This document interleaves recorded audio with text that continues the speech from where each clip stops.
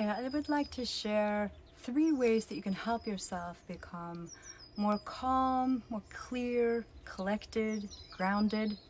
So if you're anything, like me during this pandemic, we're getting bombarded with a lot of information, with a lot of fear, other people's fear, our fear, and our brain really perceives this as a serious threat because it is. It's really scary, or it can be for a lot of people. It can be really scary. But there are ways that we can help our brain to be able to calm itself, because most of us, there are certain things that we can do, and these 3 ways are ways that we can really help ourselves in our present moment to change our experience of the situation that's going on right now.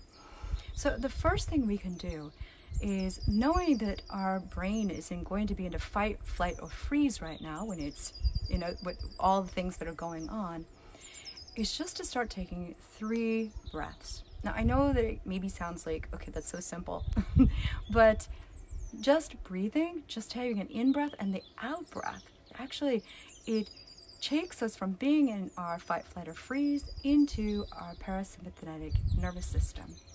So taking a breath in, and then breathing out and being really aware of the out breath and allowing it to be just a little bit longer than the in breath. And then doing it again, breathing it in and allowing the out breath to be at least as long or a little bit longer than the in breath. So the out breath being just a little bit longer. And just doing this periodically throughout the day will help your brain to be able to calm, to gain clarity so that you can make better choices for yourselves.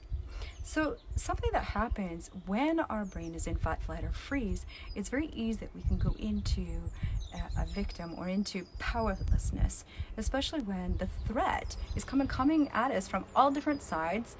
We don't know exactly, what can we do to actually fight it?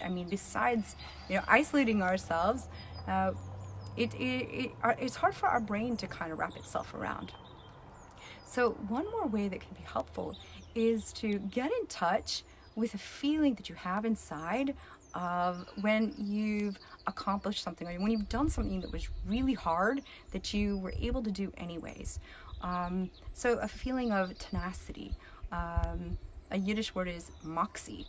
An amazing word that's Finnish is sisu. So this capacity to get up and do something even when it's scary and hard. An example for me that I've used during this difficult time is a bunch of years ago, I was in Africa and I bought a motorcycle with the father of my children, and he didn't know how to ride a motorcycle, and I hadn't been on one for quite a few years.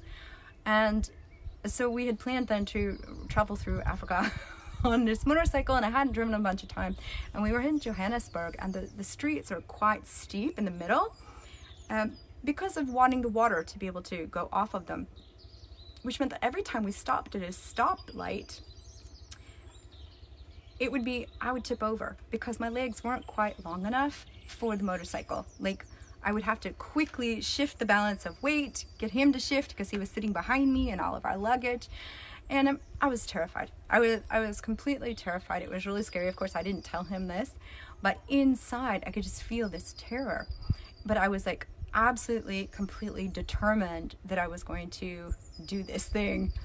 And so as the time went on, the more I would just keep doing it and keep doing it, and I did tip over a few times, and we had to get the thing back up again and keep doing it. So it gave me this sense of like, wow, I can, if I set my mind to it, I can do anything. So it's that kind of tenacity, or another word, mojo, this life energy. Get in touch with it.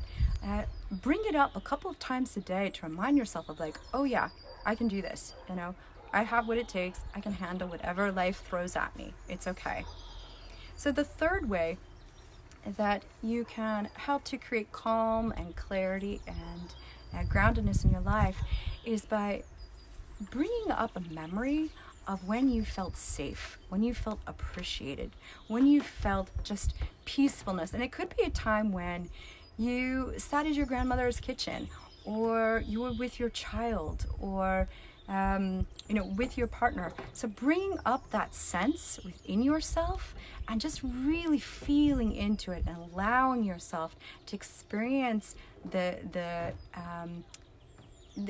care, the being cared for, the safety, the appreciation.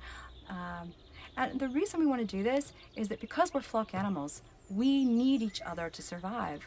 And bringing this up inside of ourselves helps us to be able to deal with the isolation that we're feeling, not only physically, but emotionally right now. So I hope that you'll take these 3 suggestions and apply them to your own life. And it would be really fun to hear, like, how did they work for you? Was the one that worked better than the other one? So I will talk to you again soon.